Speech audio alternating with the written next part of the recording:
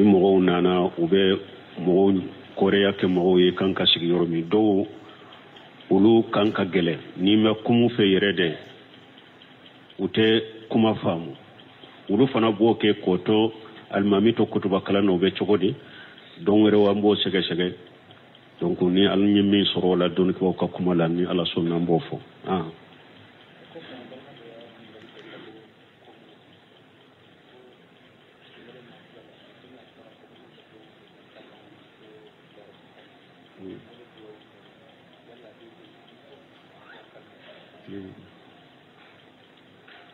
Ebu ko doko ewa komi a fɔra k'a fɔ min ye duwawu ye mɔgɔ bɛ se ko o fɔ i ka kan na sali kɔnɔ n'i tɛ arabu kan mɛn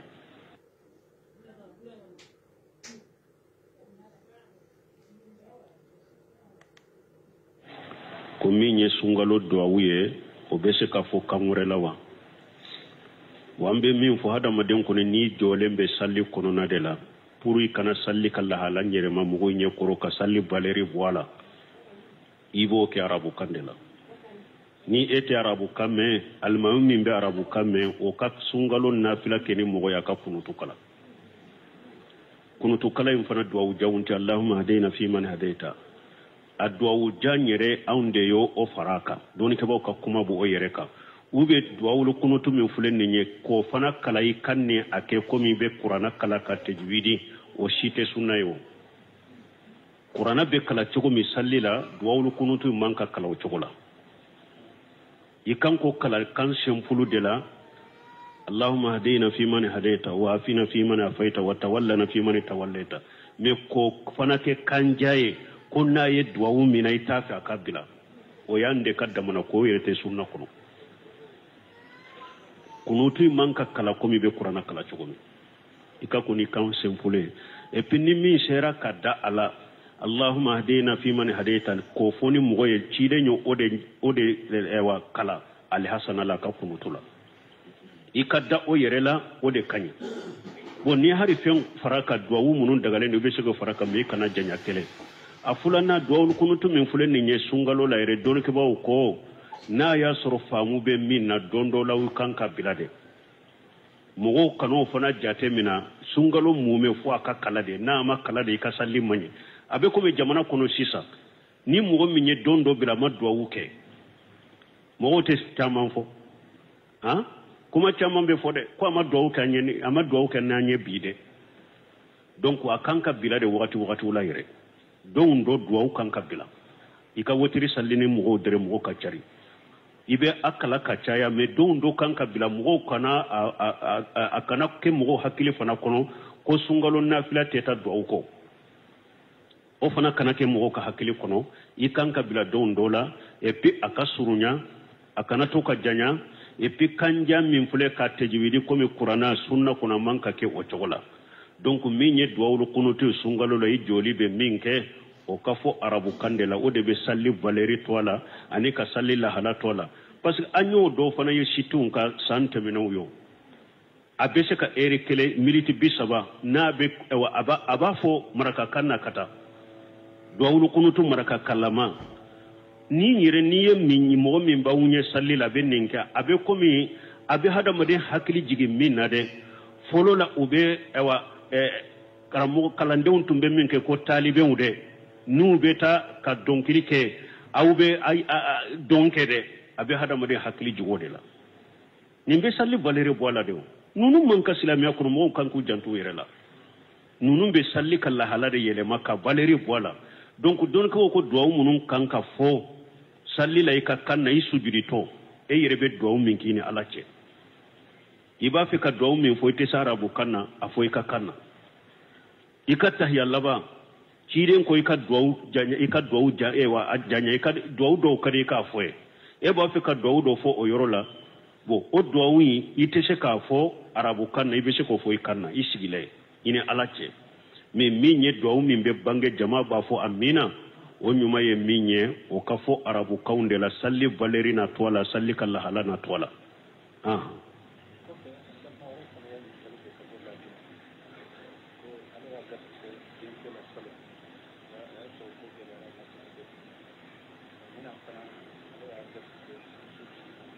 ha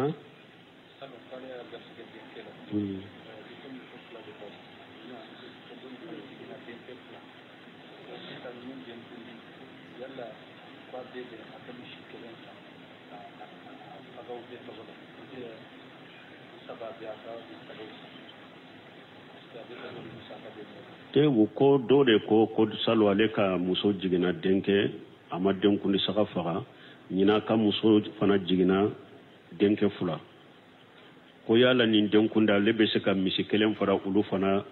sababe tokola o tese ka ke denkundi foy kelen de ka saka ka faga ye kullu mawludu murtahinu bi aghiratihi tujibahu yawma sabihi wa tusamma wa tuhalu ciden ko ako ewa denyere ni be atoromala dembe akadden kundi saka de koro iba kanti ga tile wolon fulanna ka kundi ka togoda saka de be sa fa kelen ni setiye ka ke saka fula ye saka saba de be fa aka saka fa sa na ya soro seba ye denke saba ye nema de ka ala barka dade do den kundi saka kore munye parce que la gara be delili de kiye bun khaymu yode fo ka kitabu ko tufatu mandudu bi ahkam li mawlud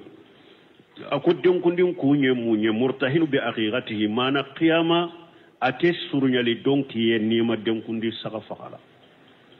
ni den kundi saka yum fakala de qiyama den munum be surunyali donki u fawiya mo surunyali donki ye ni saka fakara la mais ni saka ma fakala ito soro donc o ye nema bade ni seba tigiya abe saka woro de faka ni seta ya kasa saba faga ne ka fo be misi kelen faga mugo saba togola o tese kanya denkundi la denkundi fo kelen saka de ka faga togola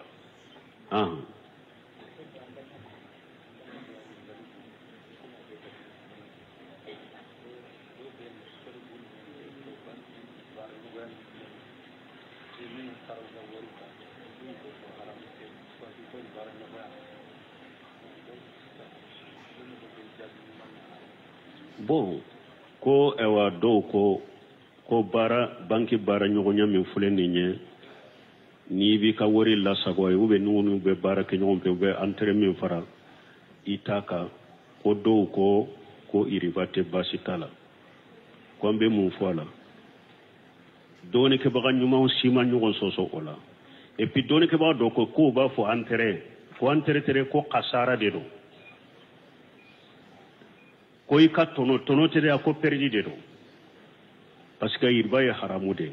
banki be jurum ndo mogowla ni ka wori la sagulembe ube jurum ndo mogowla ni ba saraibe ni ndaka o jurum nunu ube ewa minda juru sarato kabe ulu de be fara nyogon ka ka tono e bankila iriba jele unde do haramu de do be tatebe silame saraga ala de ko qur'ana ko ya ayyuhal ladina amanu taqullaha wa jarru ma baka min riba ala de ko mu'min ay sira ala nye ni aka jurube mugola iki ka juru hakke mina iriba min be da kai ka toy donc doni ke ko kuma sahale nye minye bankun ka bara cogo min fulen ni nye doni ke baga nyuma sima nyugon soso ka iriba la antere min be faraitaka iriba de do haramu de do ni doni ke baga min ko fen tala de qatawra de ngalon fo cinya tala haramu de silamiya sariyala iba toyede yi kan na folo hakke min la sagoye e yere ki kan na folo tay be antere min daka atoye ube ni ewa yi kan na folo juru do mogola ube min faraka yi kan na folo kummina antere min be fara aka bankila atoye itate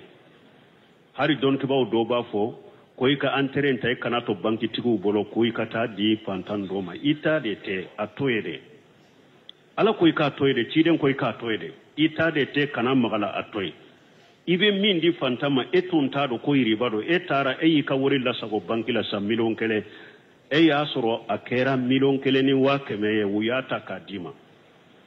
ina na doni ke ba do ma iko ne in ka wori bila banki de la million kele de bila lay wonne tarin ka wori ta sayo million kele ni wa keme dine ma kon ka wori tono de do akon ne nyai riba de ne intebede wa keme min farala kai tate de itai ka milo de don kama ko ninde la sa abora banki la kaba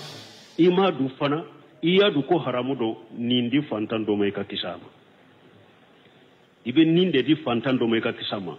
parce que riba fule riba min be banki wala don ko ya tila kata tila roma saba e kan na fulu munun tumbe faraka ka dima ita haramu do ibake ka tu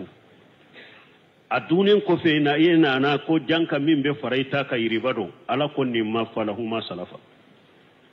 iye min du sani ka do ko riba do ala ko daga yo diri makaba bashi tika wala kele afulana eyi ka wori ta banki la min faralla ka ina nana ma du folo de iye do nyinin ka ko riba do ibe nindi fantando ma ika kishi ka bola ninte fulana wa sabana de pima tata iya do ko min be farai ka wori ka riba de do kana magala toye ika wori na folo kunye min nye ka wori je min nye iko ta min be faraka ko ne tata atu buloy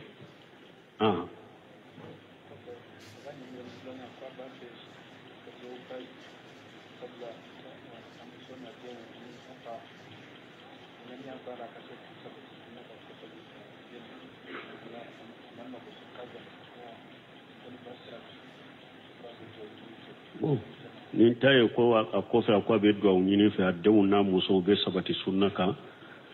an yere o ale o silama to be ambe do ka be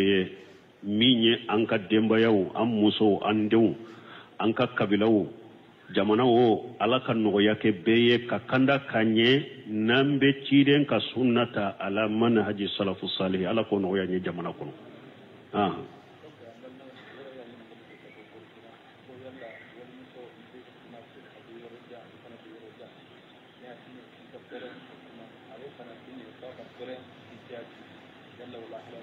bon ko ako ewa wandi muso ni ya wala be yoro jaka kuma nyugon fe ka pere ka nyugon jabe ko be cegodi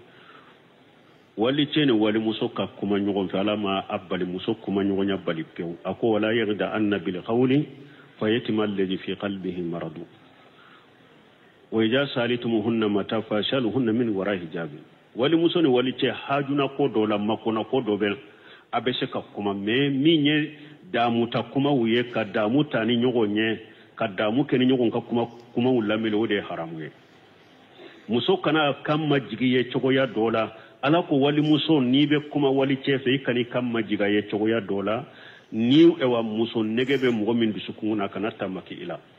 akana kuma wude fo kuma minye damu kuma wuye na ba usama kana yerema nyogo makano odefo ni muso ya do ko che do ye o kuma sugu damina kana ima ika telefoni tige ni eche fana be sira alanye ni ya do ni muso do be kuma la abake ka kuma chogo do ke damu nyini kuma ufe ika telefoni tige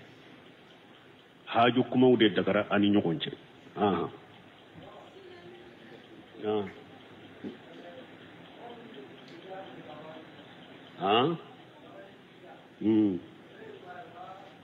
ko waranji jigiya waye iribai wa doni ke ba usigira ko sege sege o ko te iribai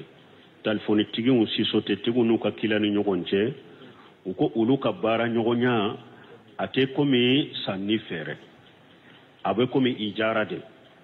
uluka bara nyogona be ijara bonda de ka ate komi sanni fere bonda munu nyake iribai ulu tara e wa telefoni siso te tigu nuka kila unta ke sanni fere de ni ya bila sanni fere bonda ka doro iba fo iriba do me ijara bonda de do donc don ko ko iriba toye wa alaikum salam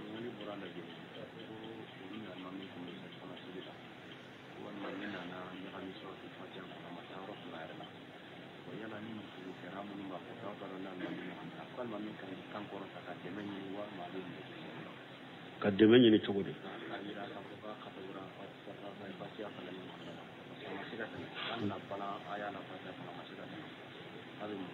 Gondora ube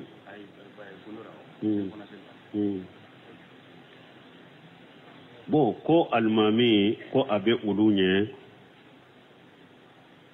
ko salli fana sallila parce que ube kuma udodo fu nadiri de do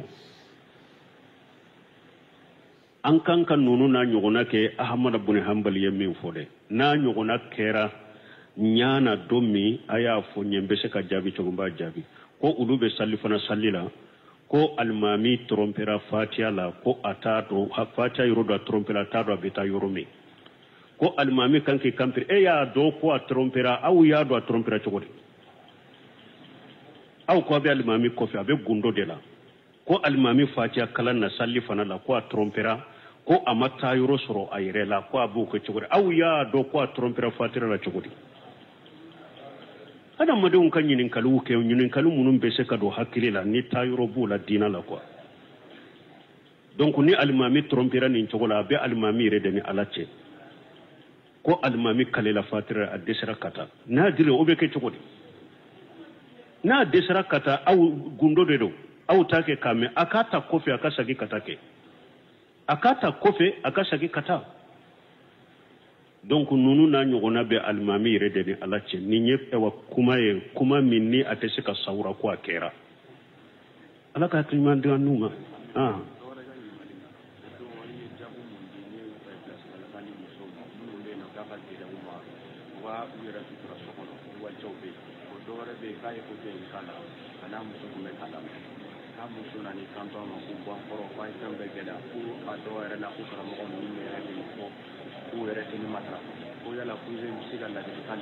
bon ni nyemi fo ko ado nyemi fo ka fo muso haru so kono kanku yere sutura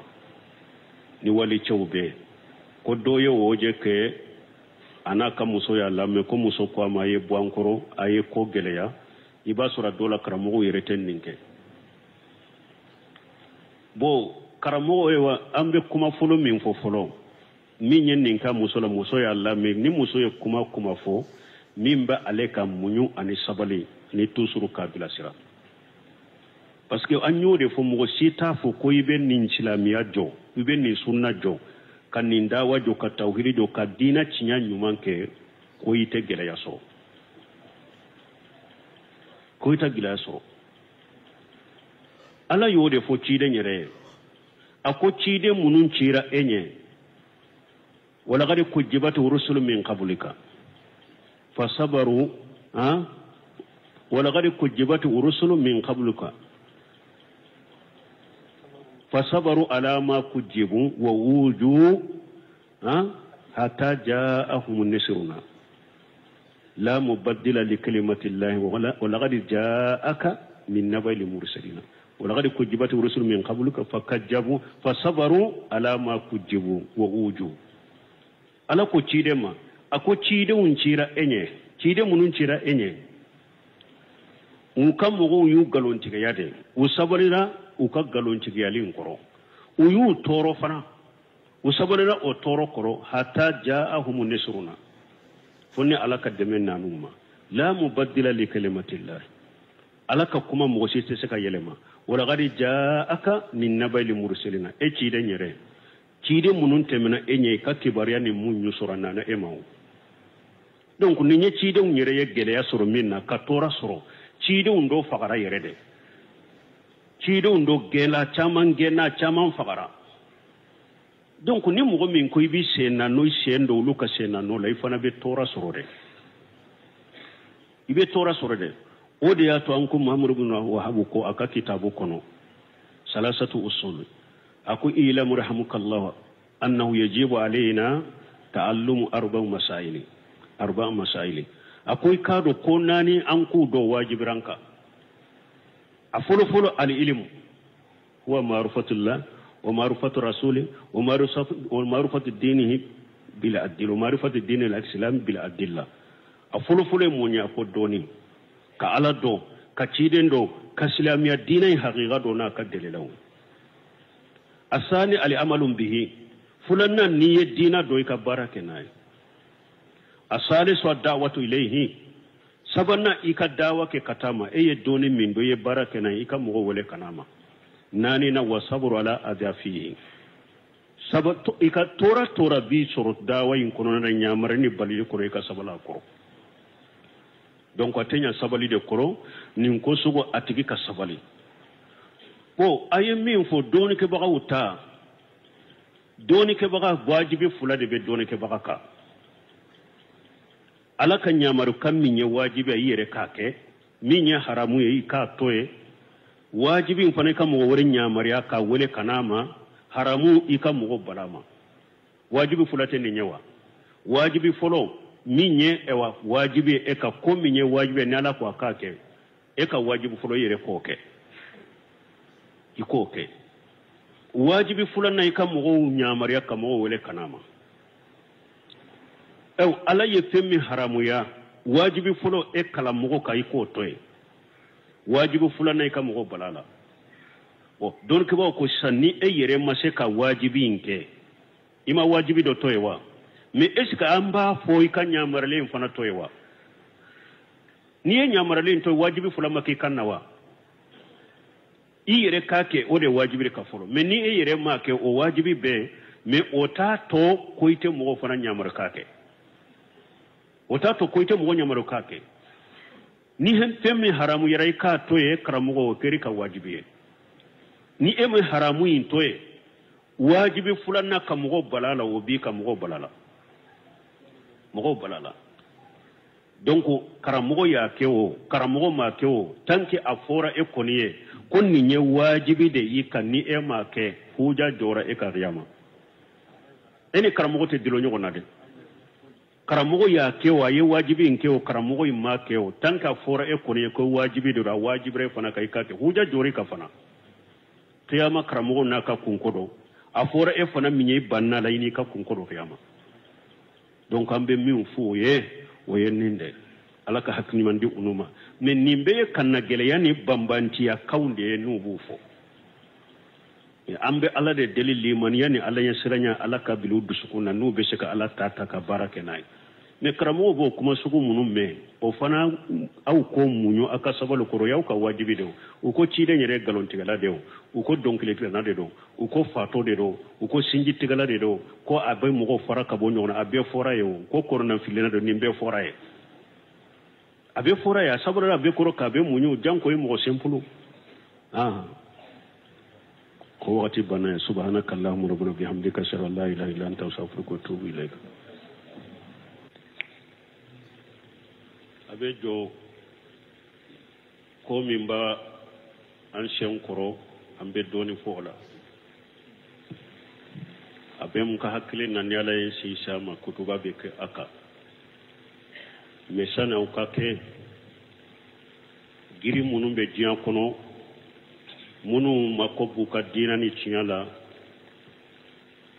ambe siran kana ke doni togo bagaye anka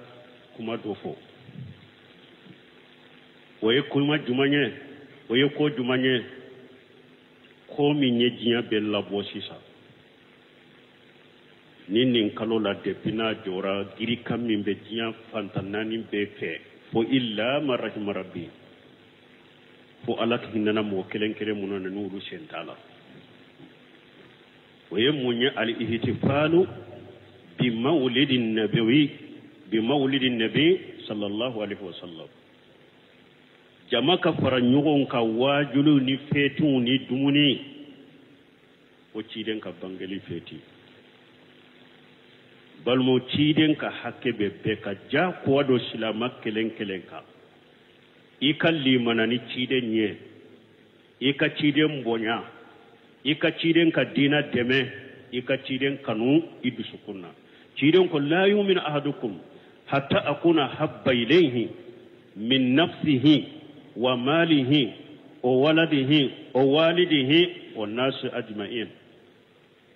Ciden ka dola kren kan limanate se ka dafa abada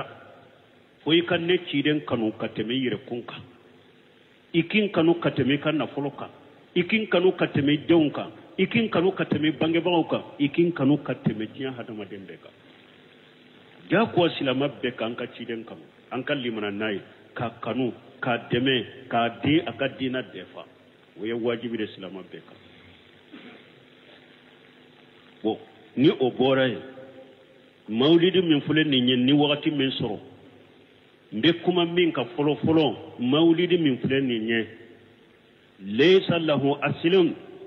fi nahiyati tarihiyan wala shar'iyyan mawlidi min fulen ni lesri tala folo tarihu sirala sariya sirala lesri tala cide nyere ka wolo aworola arabil awwal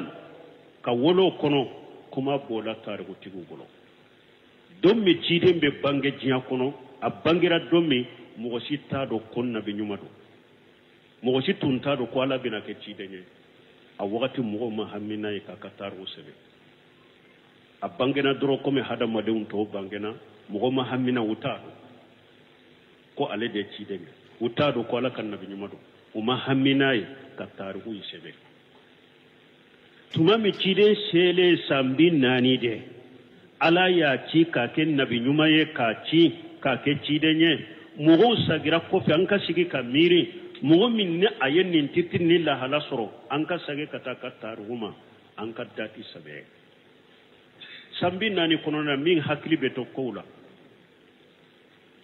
donc o la ciden ka wololi dɔw tɛnɛnden dɔ de a yɛrɛ y'o fɔ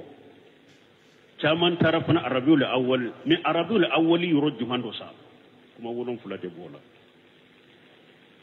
tariku yɛrɛ la fɔlɔ ciden wolola nin kalo nin hakɛ de la fɔlɔ kuma 7 de b'a la i y'a dɔn lesiri t'o la kuma fɔlɔtigiw olu ko arabiul awwal tɛ filanan de ciden bangena kuma filanatigiw k'olu ko arabiul sani arabiul awwal a segina de ciden bangena kuma sabatigiw olu ko arabiul awwal tanna de ciden bangena kuma naanitigiw olu ko arabiul awwal tan fulana de ciden bangena kuma durutigiw olu ko arabiul awwal konontola de ciden bangena kuma worotigiw ulu ko ciden bangena sungalo de la wolon fulanatigiw ko saharu safaru nin kuma wolon fula yɛrɛ de b'a la fɔlɔ tariku dɔnbaga laban minnu tun b'an ka wagati la ustaji muhamadu khadiri ani sheikh rahman al-mubarak kafuri olu ye min sabati ciden wololi ya sɛgɛsɛgɛliw kɔfɛ u y'a sabati ko arabiul awwal kɔnɔntɔla de ciden bangeraw de la k'o de sababa ye nun tarikutigiw ninnu donc ko min bɛ nin lahala la lesiri yɛrɛ bɛ nin na fɔlɔ tariku la wa tariku ta ye nin ɲɛ fɔlɔ ciden ka bangeli feti min filɛ arabiul awwal tan fulana tariku yɛrɛ la fɔlɔ lesiri ta la fɔlɔ kelen a fulana min nahiyati shar'iyya sariya fana ka fan na lesiri ta la Qur'ana ma maulidi fo mɔgɔ ye ciden ka hadisa tɛ n'a kumana maulidi kan ciden ma maulidi kɛ sɛbɛw ma kalifa 4 ma maulidi kɛ sɛbɛw ma maulidi kɛ tabiinaw ma maulidi kɛ tabiina ma maulidi kɛ al-qarn ar-rabi' ila qarn al-khamis maulud donna dina la o de la hijira san 400 na ka taa san 500 na mauludu donna dina la o de la al-ubaydiyuna al-fatimiyuna olu de mauludu kiriye ka don dina la Egypte a y'a sɔrɔ u ye Egypte mara siyaw de don siyaw olu de mauludu dina kɔnɔ asa u ye mauludu kiriye san min u ye mauludu 6 de kiriye ciden ka maulidi Ali ibn Abi Talib ka maulidi Ali Hassan ka maulidi Hussein ka maulidi Fatimata ka maulidi ani masakɛ min tun bɛ Egypte mara wagati o ka maulidi yenni maulidi 6 de kiriye al-qurunul mufaddala san 700 maulidi ma kɛ nin kɔnɔ a kuma mama ye o de y'a to san 700 mɔgɔ ninnu i tɛ maulidi kuma kɛlɛ ɲa siri ka kitabu la u t'a dɔn ciden yɛrɛ ye wa jamakulu min fɔ wa anna khayral quruni qarani wa anna khayrun nasi qarani summa alladhina yulunahum ciden ko ale ka manton ka so herama ya ale ka jama de sɛbɛw de kausa ciden ka manton bɛɛ o kɔfɛ tabiinaw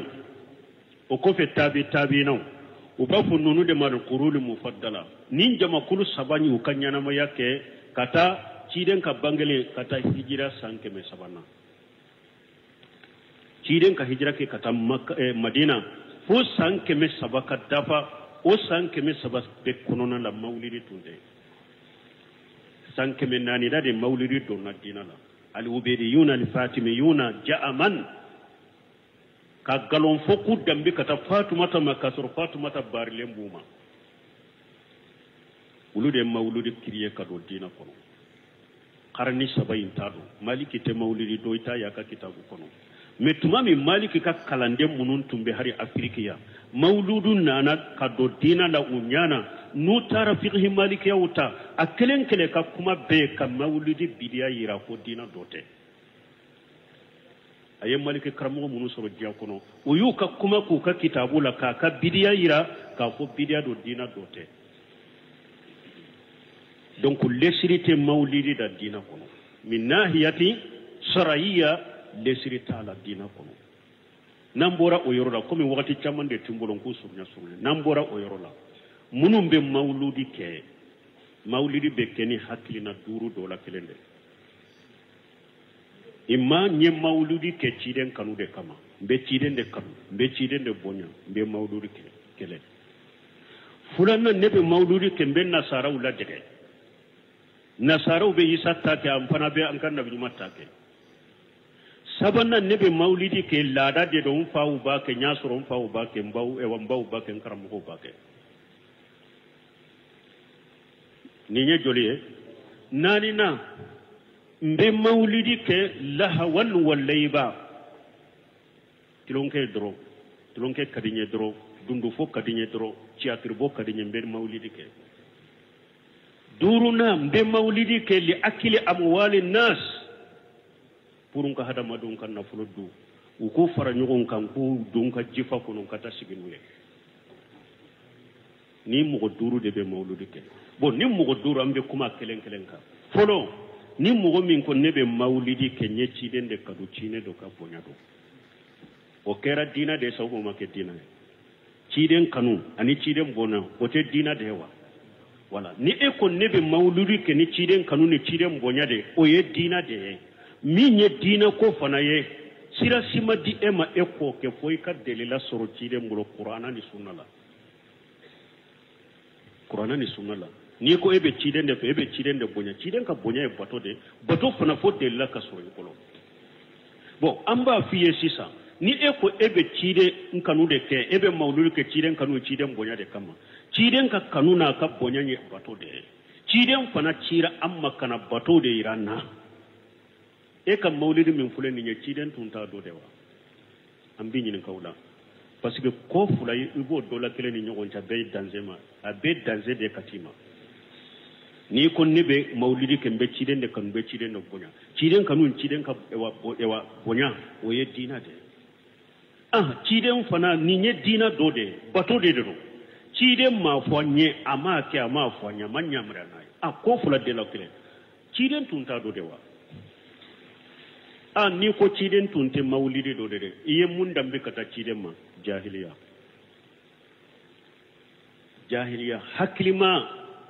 haklima hari ni te dina yere la ite silama yere ni hakili bila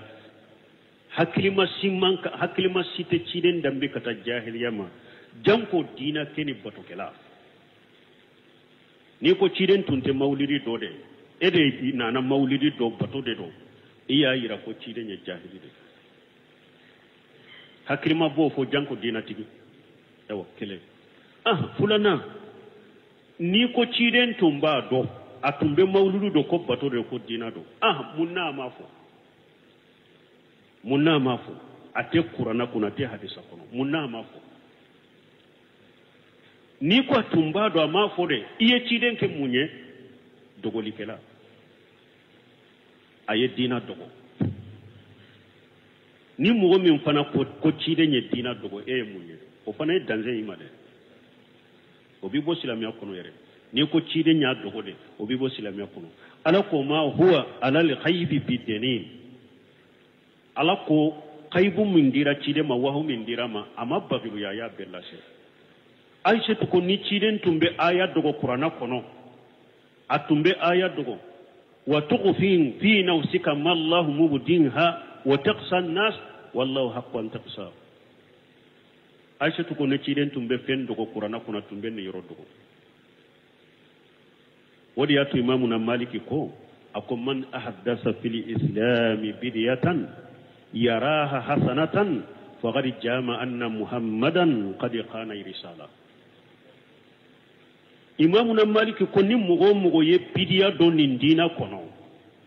e yere fana nyana kon ni ye bidiya nyuma de ako hari ni ma fo idala e ka kewale ya yirai ko muhammadu e jamfanti de iko cide nya jamfanti de donc mugo min be mawlidi ke ciden kanu ni ciden bato kama ite bonni ko fulala imma iye jahiliya dambi kata cide ma tunte mauludu de edo yado dina la yado akono imma ya yira cide mbado ayado gode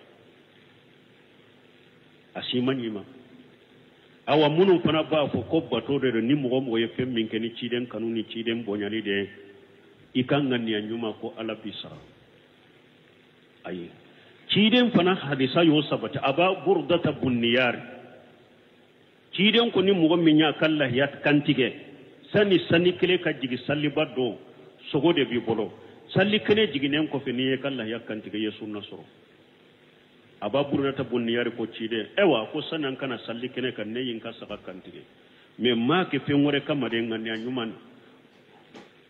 ika sigi nyogo de ne puru ni bora salli kene ka doro ina sogo soro jonna ka du ani ewa mbanima ewa ani ka sigi nyogo fanta munumbe una sogo soro jonna ka du ne yin kala ya kantige sanin kan kana ya ciden ko sa'atu ka sa'atullah ni akoy ka saga ika ba sogo de bi bolo la yate ngani anyuma tunte nin chena me ciden ko sogo de bibolo tanka mabbe sunna ma ko sogo de bibolo anyugona nan Abdullah ibn Mas'ud ko mi mo do tumbe bidiya ke Abdullah ibn Mas'ud ko nanu ma ko bali ko Abdullah ibn Mas'ud ma ko amma fo nyini ni ni herate ako kammu mi muridi lil khairi lan yusibahu ako hera nyini baka kataima be sababa de hera nyini baka chamambe ima be sababa donc on la ni nyoro ni foloye donc ciden ka kanu ye bato de ciden ka bonya ye bato de ni be fenwo fenke komba ke ciden kanu kama ala yoro yo ko qul in kuntum tuhibbuna Allah fattabi'uni yuhibbukum Allah wa yaghfir lakum dhunubakum ala ko ciden mafuye mugo benne ala fe ko wureto akatugo e ciden ko do nu tugura e ciden ko ne ala de mu kanu sisa mbu ka jurubu yafa ni be ciden kanu ni be ciden bonya ciden ka kanu na ka bonya e ka tuga ko ma atakum rasulu faquduhu wa ma nahakum an fantahu ala ka ciden min dawma ya mina ya bal mina ka toy wakati bala ni nyen nukuta fo en nye folo ulu ta borala ni ba ke ciden kanu de kama fo de la ka sori bolo bato de do ni de la ma sori bolo iyo ko fula do la kele dambi kata ciden ma kulana ni mugo munum be ewa maulidi ke ko isa ewa kerechew be isa take am fana be an kan nabi mata ke ciden ko ala yire ko ma ya ayyuhallazina amanu la tattakhidul yahuda wan nasara awliya ba'duhum awliya ba'd wa man yatawallahum minkum fa huwa minhum inna allaha la yahdi al-qawma adh-dhalimin ni yoro la yire folo ni ayala ala ye mu'mini bal yahudani nasara ka hakina katabuli bato chogo kanu bonko nyonya kana faruka akana ye bolo na yere bolo yu doye ciden ko man tasabbaha bi qawmi fa huwa minhum akum mugo ni mugo min bonko nyonya kala de yo ye kaba ciden ko la tatabi unna sanana man kana qablakum sidiran bisidiri wa jiran bijirai hatta ya dagalu fi juhur dabb la dagalitum qila al yahud wan nasara qala faman ciden ko mugo munun temena awnye abenu ku kasiraw ko sibrinya kere nyongonya ni nyongona hari nu do na ko dinga ko na be do no fe uko ye yahudani nasara sawa ciden ko no te lute jondo yahudiya laddige ni nasara laddige haramu de ni mo ye mauludi ke ni yahudiya laddige ni nasara laddige de haramu do ika ciden ko ni yahudani nasara be kelenya ala ko ni yahudani nasara be kelenya ni te fulaye ni fana boray sabana munum be maulidi kel kolla da de do ne fa suraka ne ba suraka ne karamo suraka an kam ma bau bake alako bal qalu inna wajadna aba'ana ala ummati wa inna ala asarihim mutadun alako filibantin nunu ne kuma nu fo ba fa awun nyam fa usoro nin dina de ka awun nyam fa usoro nin tabulo de ka ambetu ulu de ko ni nye jahilu ka kuma de na be islam bolo ne fa ka sira de ro jahilu kuma de ro na be islam bolo an kan ma bawde ro an ka shego de ro ala lamma yemmin fo o yawma tuqallabu wujuhuhum fi an-nar يقولون يا ليتنا أتانا الله وأتانا رسولا وقالوا ربنا إن أتانا سعادتنا وكبراءنا فدلونا سبيلا ربنا آتيهم الضعفين من العذاب ولأنهم لانا كبيرا مغوم وبما ببطنا كرم وبطنا يا يوم القيامة دو على كوني على بو تيغلا مغدو جهنم كونو ملكو بو يرما ونيدو كجهنم كونو بجاني وجنوتو وبافو هاو كان نتايسا أنتم بجنيا كونو هر أنتم كتوغو على كو كتوغو تشيدنكو أنتم بجنيا كونو وقت هر أنتم كتوغو على كو أن كتوغو تشيدنكو بافو أنتيجي على أن ينكا ما باو أنك فاكرو أم موكيو أنك كرمو أنك نيمو أنتيجي على أن تغرا ولودكو ويانفيلي إن ربنا إن أتانا سادتنا وكبراءنا أنك نيمو أنك كرمو أنك ما باو ala an tugura wulude ko fa dalluna sabila وينفلي كبوسر لانتجي على ربنا انتجي على آتيهم الضعفين من العذاب على بي قيامة كنكايا جهنم كنويا وكلا جابت دغوليكا دوما والأنهم لانا كبيرا يكو دنگا كمبو كوجي كبوي كنيما كنو جيني من كبو جيني من كبو كسبولو دي ينفلي awa mugo be mawlidi kono fa koro bato de la moke bato karamo bato maba bato yomali kama donni alama pare kayma tubi ka bola iba fo jahannaba kono tigi ala nunu ndem fili janga kata double ka duma iku dangali min ka buko sobe abe double te ya ko de tuguru ko mugo ba maba bato na fa koro bato la ya ni ma delila nyine qur'ana ni hadisa delati bolo ala ko qiyama do ire ben ni fo abeta ni aya ni suratul hajjab ko mabe ni nyede munum bake al taqlid al a'ma la da ko an ambeta yoro juma ambeta nani nana munum bake lahawan walayba do fana ben ni mawludu ke tilonke sugula ani tulonke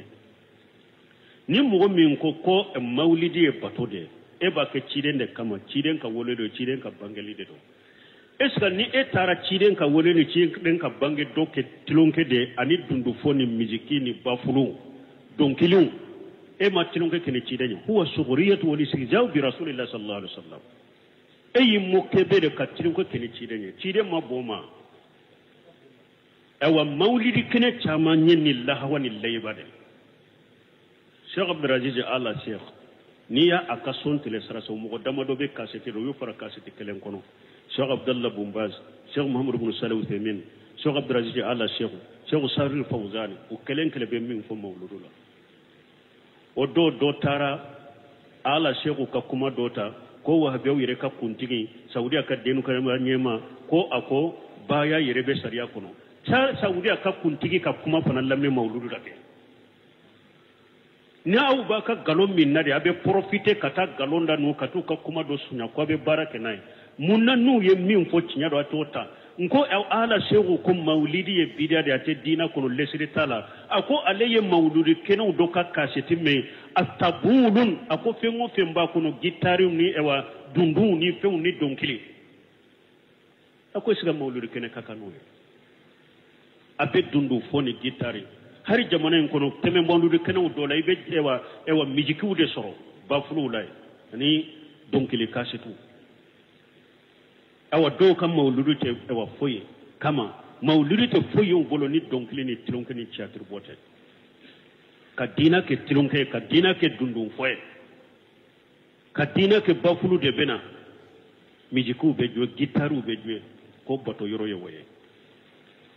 aw mugo pana kam mawludu kene ye ninde ni nyede katilon ke kene ala ka cidenya kam moke bola katilon ko kene ita bonya la de e ba ke kacide la bose katilon ke kena ye de ni nyenna ni nay duruna mo do pana mawludu kene munye kwa nye do surala arabu de be worici awma aw be balo ayam pana blanka balonka fula nan tanta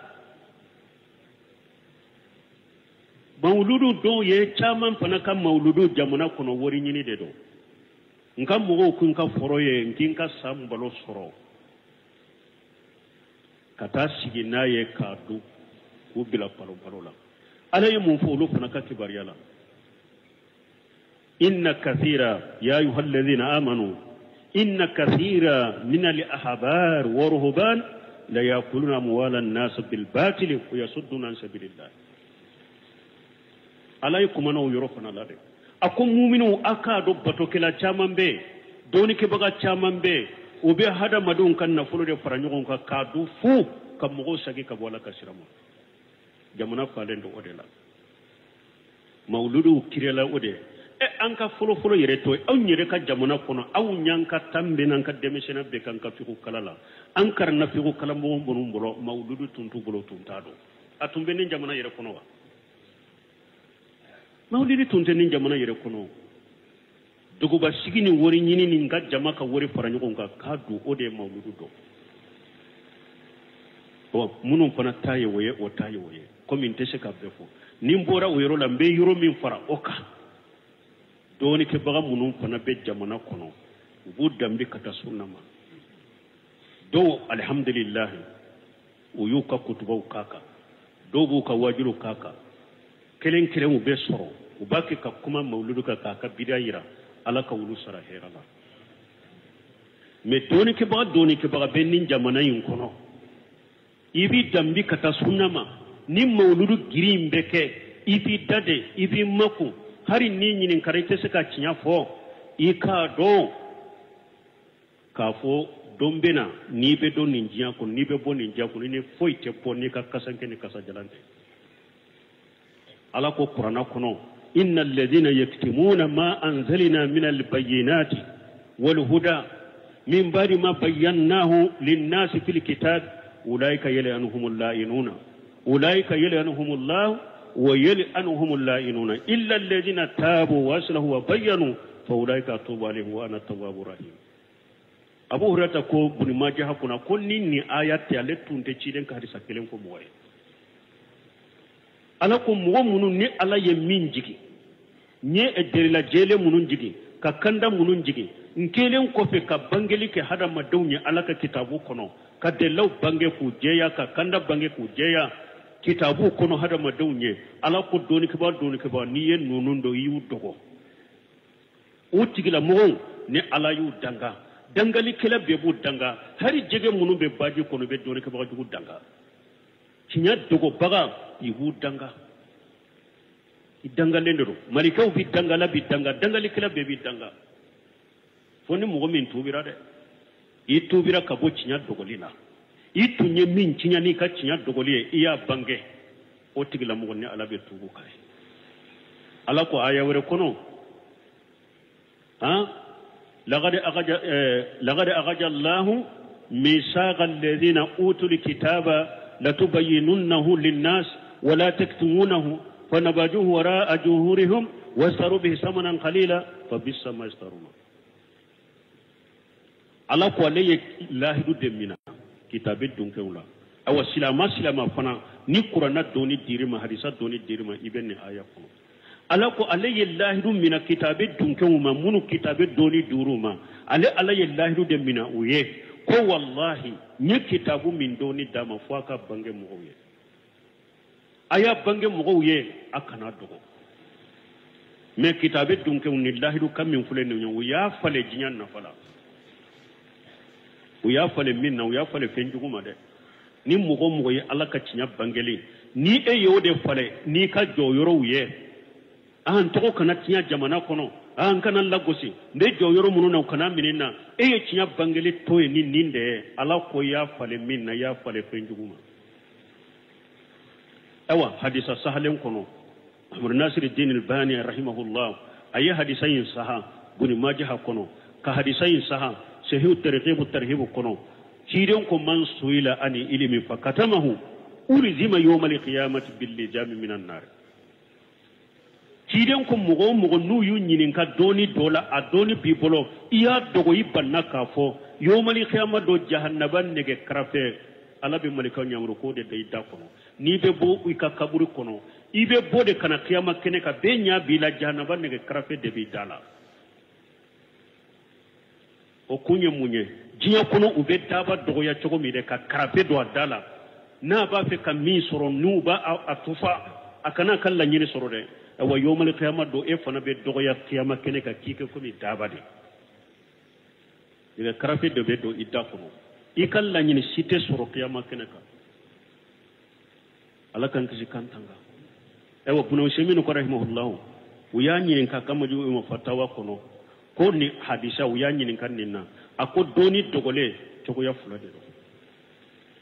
ni ciren ko man suila ani ilimi ki nyini ka doni a cogo ya fulade do man suila bil lisani li hali aw bil lisani li maqal ni mo min nyini kara doni dola uyu nyini ka jamana ani jamaka la halade nyini ka doni do bangelela akonni ya dogo nege karfe be do idala la halaye munye masala jamakulu do ebu chela utuka salli cogo do inya bela utese ukasali chokola unya do be wala utese sene ya chokola ubi inya be jamana la bidia be kake akono hari ni mo mi nyininka jamana kala halama bilika ka bangele kewa hari ni mo mi nyininka ni bidia ya baki kake jamana kuna la susu be kala kuta bake adoni bibolo la halaw yu nyininka hari nu daw mi nyininka ukalla halaw yu nyininka wajibi kai ka cinya bangai ikabida imbange mo ye ninde billisani li hali ni mogo wunyinin kan nu kala hala chogo ya wajibi kay ka doni bange fulana billisani li maqali nu kuma nu fere kinyinin kare karasa ala taye ninye nin komi fule ninye ala taye munye ninna awa abaw jirbi kay ni yoro fana lay ka cinya bange ni ya dogo yomal kama do jahannaba ne karafe be do idda kono donc amba jamana ka doni ke bagaw ahli sunna wal jamaa kuma mu do be mogo do ba fo me iba soro mogo do be ebe palasi mina ebe jororo mina ebe la hala mina ni eyo kuma do fo barika be do kuma la famu be ke o kuma la kateme doka me an ka jamana kono wulu de wudade an be palasi mina brama an teseka kuma brama fo an munu be kero pila la doni dona ka se me an be pa teseka kuma bo palasi re kunyen ka dina na fade me ne an ka palasu soro la de teseka kuma silama nyuma nyire kanki yire nyino palasi nunu na de mogo makobi yire la jamana kono nim palasi nunu yire nyino la de palasi kunye de nkanye ma ya soron ka palasi soron ka dina nafa ka jamana nafa ka dina defa ka qur'ana defa ka sunna defa ne ni palasi nunu soro la de karafe de be ne wa idda de be noro ite se ka kuma awun be palasi mina jama min ban ko fe nan kuma no ba fo yire nyema ya man kan ni fo jang e mo kan ka wo palasi nunu tawa ki yire halaki kire tatinya kire halati tawo be har sunna kramo do nyininka arajo la mawlidu be chogori o famunu munu bene ka hakilila nimmi nya famu ko batode do basitala nimmi ma famu ko batote eddu doni dogola eddu ni ke baka jugu kramo be eddu ni dogola eddu ni ke baka jugu Suleiman urehili ya fonte saka be fo ako hari munu mba fo ko sosoli be mawlidi kola ako sosoli dobe ote jatere sosoli na ya soro ijimawlu umma kera anye sebo tabi na nu ulu be tumbe na minna sosoli make unu nyogon chokola ni doni ke magal labaw nana ka sosoli kola o sosoli te jate ijimawlu umma sebo ni tabi na be benna ni mawludu haramele na bidia ka atu ka tabolo la duka dina kono ni ulama ul mutakhirin nana nyogon sosola o te jate kele afulana ni doni ke ba wo nyogon soso minna delila jelembe ka fon nin ka ketere nin ka fotere ni aw ye o delila inde soso o soso libe jatewa soso limmi nye delila je ka delila soso o soso li te jate aw hari munum ba fo sunna kramo do ha nin ko suku soso li de bara don ka ba ingalon tigala soso li te jate mon ton folo benna ka fo ate bede laba munun nana ka nyogon soso la ado yirete sunna mo ye munu nye mawluda ado yirete konte sunna mo o soso libe jatewa o ko fe ni mo ye delila soso we ka soso libe jatewa o te jate mbalma mbaw bilaya alaka hakiman dama komi wakati sera subhanakallahumma rabbuna bihamdika ashhadu an la ilaha illa anta astaghfiruka wa atubu ilayka